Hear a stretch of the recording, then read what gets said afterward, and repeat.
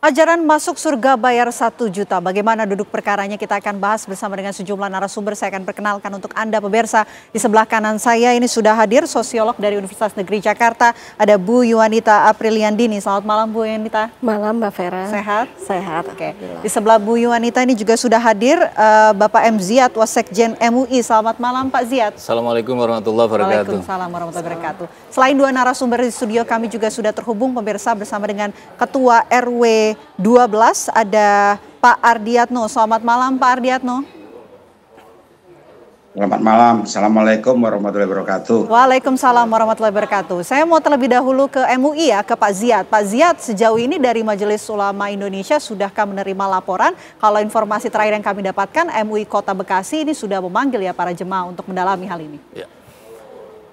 Para pemirsa sekalian, ketika ada kasus keagamaan dan itu hanya pada wilayah tertentu, taruhlah satu kabupaten atau kota, maka itu ditangani oleh MUI di tingkat kota atau di tingkat kabupaten. Ketika itu sudah melebihi dari satu kabupaten, maka ditangani oleh MUI provinsi. Ketika lebih dari satu provinsi, maka ditangani oleh MUI pusat. Lah, dalam konteks ini, karena kasusnya ada di Bekasi, maka akan ditangani oleh Majelis Ulama Indonesia Bekasi. Lah, karena itulah kita MUI Pusat belum sampai menerima laporan terkait adanya kelompok jamaah yang tadi diberitakan dengan jamaah membayar 1 juta maka dijanjikan kemudian masuk surga atau digaransi. Nah, hal-hal yang semacam ini saya kira menjadi penting nanti untuk lanjutannya akan dikaji oleh Majelis Ulama setempat. Oke, tapi sejauh ini dengan fakta-fakta yang sudah beredar Pak Ziyad dan juga melihat respon dari warga yang nampaknya ini juga resah, bagaimana respon MUI? Kalau ini masyarakat ini eskalasinya lebih meluas dan ini meresahkan, maka tentu Majelis Ulama itu kan selalu punya dua prinsip, yaitu Khodimul Ummah sebagai pelayanan umat. Lah, ketika sebagai Khodimul Ummah, salah satunya adalah bagian dari Himayatul Ummah, menjaga, melindungi umat dari anil akidah al-fasikah, dari akidah yang menyimpang. Lah, praktek tadi karena kita belum melakukan penelitian lebih jauh, apakah ini ustadzanya ini kan dikenal dengan Umi Cinta ini, bagaimana sesungguhnya ajaran yang dikembangkan, yang disampaikan, yang kemudian menjadi keyakinan dia, kemudian diajarkan pada jamaahnya. Kalau tadi kan kemudian menyampaikan bahwa jamaah yang membayar 1 juta, kemudian dia janjikan masuk surga, dari sekilas ini saja, maka ini sudah bertentangan gitu loh. Al-Quran itu kan memandu, bagaimana sih cara kita memahami ajaran agama, maka rujukannya adalah panduannya adalah Al-Quran dan hadis Nabi. Setelah itu kemudian bagaimana ijma para ulama, kemudian bagaimana qiyas dalam konteks hukum tadi itulah. Dua sumber ini kan menjelaskan, misalkan Al-Quran, di Al-Quran menjelaskan Fabashiril ladina amanu wa amilus solihati annalahumul jannah. Berikanlah kabar gembira pada mereka orang yang beriman dan beramal soleh, maka mereka akan masuk surga. Jadi nggak ada orang kemudian sampai kemudian menggaransi. Yang menggaransi itu adalah Allah dan ajaran Nabi, dan kemudian apa? Dengan motivasi-motivasi. Tapi orang siapapun dia, tidak ada yang kemudian menyatakan. Nabi saja tidak pernah menyampaikan bayar sekian maka kemudian tidak. Yang ada adalah beramal solehlah, berbuat baiklah, berimanlah. Konteks itu sesungguhnya. Oke, baik Pak Ziyad, kita juga ingin mendengar ya bagaimana kemudian respon dari masyarakat. Kami ajak Anda langsung terhubung bersama rekan kami Prita Zega. Zega, silakan. Selamat malam Vera dan juga pemirsa TV One. Saat ini kami tepat berada di depan rumah dari pemimpin pengajian yang ini dinilai menyimpang dari agama ataupun syariat Islam, yang di depan rumah Ibu Yeni, Putri Yeni begitu, atau yang sering ataupun yang biasa disapa dengan Umi Cinta begitu. Dimana tadi kami dari siang memantau di sini tidak ada pergerakan apapun yang terjadi di dalam rumah ini, namun semakin malam ini sepertinya ada orang di dalam karena menghidupkan lampu begitu di dalam rumah ini yang terpantau di belakang kami saat ini. Ini rumahnya lantai 2, bercat ataupun bercorak warna hijau ataupun juga kuning. Informasi terkini yang bisa kami sampaikan adalah memang tadi pada siang hari ini dari Pemkot Kota Bekasi ini melakukan audiensi bersama dengan warga setempat di sini di kantor Pemkot Bekasi, dan di sana mereka mencurahkan ataupun menceritakan bagaimana keresahan kemudian keluhan warga setempat terkait dengan kegiatan pengajian yang dianggap ataupun dinilai ini menyimpang dari syariat Islam. Tadi di sana disampaikan juga oleh MUI Kota Bekasi yang mengatakan bahwa mereka belum memberikan keputusan ataupun vonis apakah benar ini sesuai dengan yang dinilai masyarakat. Pengajian yang dilakukan di dalam rumah Ibu Putri ini apakah memang sesat ataupun menyimpang dari syariat Islam, di mana memang audiensi ini tadi hanya dilakukan bersama dengan warga setempat tanpa menghadirkan dari Ibu Putri yang mana informasi terbarunya adalah besokannya ini MUI Kota Bekasi juga akan memanggil ataupun melakukan audiensi kepada Ibu Putri dijadwalkan besok jam 1 siang juga di kantor Pemkot Bekasi. Yang setelah itu nantinya akan dilakukan pendalaman apakah benar memang pengajian ini apakah menyimpang dari syariat Islam atau tidak. Jikalau memang menyimpang maka akan dilakukan penutupan untuk kegiatan pengajian di rumah Ibu Putri ataupun Umi Cinta. Namun jikalau tidak maka akan juga dilakukan proses lebih lanjut yakni seperti perizinan untuk perizinan lingkungan.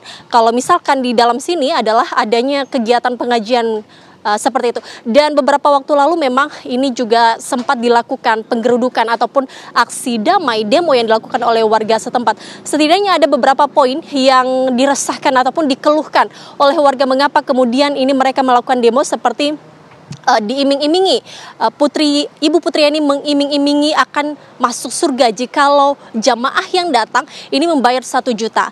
Tidak hanya itu juga mereka harus membayar infak 100.000 per kepala dan juga kegiatan pengajian yang jamaah laki-laki dan juga jamaah perempuannya ini disatukan dalam ruangan. Kita akan menantikan besok bagaimana keputusan dari MUI Kota Bekasi. Kembali ke Anda, Vena. Baik, besok akan dilakukan audiensi. Terima kasih banyak Prita Zega atas laporan Anda langsung dari lokasi.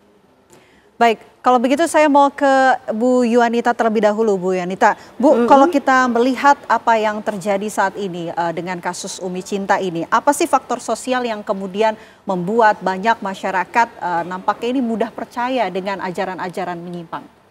Iya, jadi kalau misalnya karakter dari masyarakat Indonesia itu kan adalah religius ya. Jadi mereka percaya terhadap keberadaan Tuhan dan juga indikator-indikator dengan keberadaan Tuhan itu. Konsepsi surga dan neraka itu kan hampir semua ya agama yang memang menganutnya ya. Jadi dengan ritual masing-masing bertujuan untuk mendapatkan surga. Nah, tapi kan juga perlu dicermati bahwa di balik religiositas itu tersimpan juga cara-cara yang memang jalan pintas gitu loh. Jadi memang tidak lagi sesuatu yang bersifat sakral ya, tetapi menjadi sesuatu yang bersifat komersial. Jadi transaksional. Jadi misalnya dia atau orang tersebut mau masuk surga. Jadi ada transaksi ekonominya. Misalnya menebus dengan 1 juta rupiah ya, atau mungkin menggalakkan juga infak ya, sodako, tapi kan kesannya wajib. Jadi bukannya sukarela. Nah, jadi memang sesuatu yang tadinya sakral menjadi transaksional itu juga ciri dari masyarakat yang memang satu sisi dia memang religiositasnya tinggi, tapi satu sisi dia terpapar nih ya sama sistem ekonomi uangnya itu, jadi transaksional itu. Oke, tapi kan kalau sekarang kan mungkin informasi-informasi yang benar begitu ini kan sudah beredar bisa dicari juga di internet mana yang bisa dipercaya dan juga tidak. Tapi kenapa masih banyak masyarakat yang mudah percaya dengan ajaran-ajaran menyimpang? Nah, itu kalau misalnya saya potret masyarakatnya ya, dia kan mencari ketenangannya atau misalnya keamanan ya, atau jaminan untuk kestabilan. Jadi kalau misalnya manusia itu sudah kuat ya pemahamannya terhadap ketuhanan, terhadap agamanya, dia nggak perlu lagi ikut sekte gitu ya, atau ikut cult ya.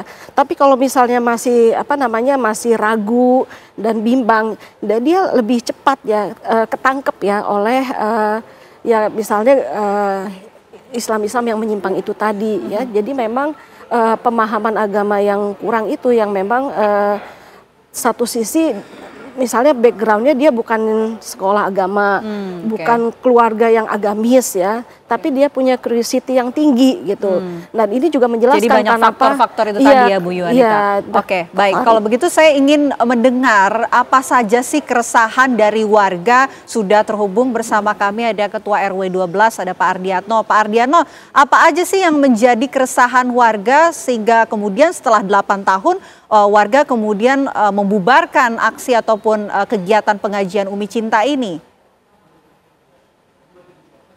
Baik, terima kasih. Jadi pada intinya yang dikeluhkan masyarakat kami, yang pertama itu adalah perkumpulannya. Perkumpulan yang dilaksanakan rutin yang tadinya setiap hari Sabtu dan Minggu.